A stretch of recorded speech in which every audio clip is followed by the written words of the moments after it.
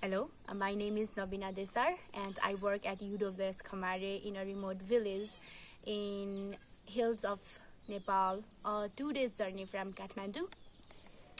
At the end of November, after 8 long months, we were finally able to reopen our schools after the start of pandemic. When I returned to school last week, the children were very excited to see me. They ran up to me to show their hands, which felt rough and coarse. They wanted me to see how hard they have been working in their field cutting grass. They're happy to back.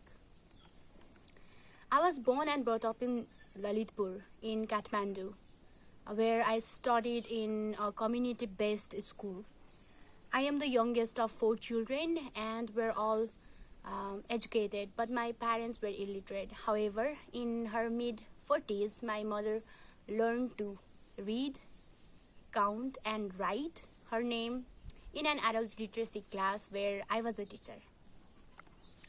I've been teaching with United World Schools for 20 months now. Here at UWS Khamare, there are 132 people from 4 to 16 years old. It's beautiful here, but some of the children have to walk for 1.5 hours to get to school each day. When we heard about the rumor of COVID-19, we quickly rushed back our home.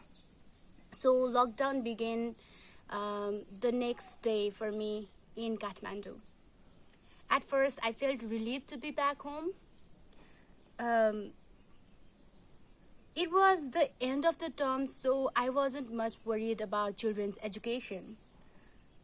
But in April, when the urban schools started online classes, it hit us. How were we going to teach these children in remote and rural areas? UWS Nepal started a radio program, Hamro Kaksha, initially with the aim of reaching only UWS people. However, these broadcasts are so popular that they are now transmitted to 10 different radio stations across 2 regions, reaching 22,000 of children, with only a quarter of them being UWS people. At first, we were not experienced in recording lessons, but from each of our houses, 9 other teachers and I searched for content. By the end, we were broadcasting for 4 hours a day, covering every subject.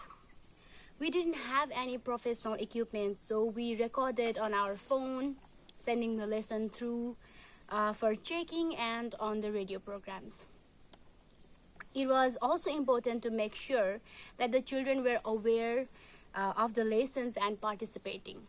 So I kept in close contact with community teachers in the village and instructed them to visit every child to check they were listening and to mark their homework. Very soon after lockdown, United World School adopted their school buildings to use as a center for hand washing and awareness. Our community teachers gave out soap, explained to the children, their families about the virus and how to wash their hands properly. Most of the children want to learn. They are now concerned that they have missed lots of schools and will have to repeat the year. To observe social distancing, we are alternating the year groups so the children can only come to school every other day, and they're asking, please, can we come to school daily? Education in our village is new and fragile, and we are concerned that not every child will come back to our schools after such a long break. COVID-19 poses a big risk to education. The UN highlighted that 24 million children will never come back to school. I'll start doing home visits next week with the vulnerable ones to see the children, talk to their parents, identify the problems, and work on some solutions as well. Children in remote and rural areas are often left unsupervised for the whole day with the same daily routine which dulls their mind. I feel they miss out on their childhood. They have lots of heavy responsibilities at home. It's hard for them to be creative and to think about the brighter future and dream beyond the village. The radio program was a good solution, but now seeing their faces and doing live classes, that's wonderful. It makes me feel good to be back. They smile on the children and their sweet gestures. They bring me fruits, jackfruit, pineapple, guavas, mangoes. It's been a week full of excitement and surprises. The children are performing so well. They have missed learning and I've missed teaching.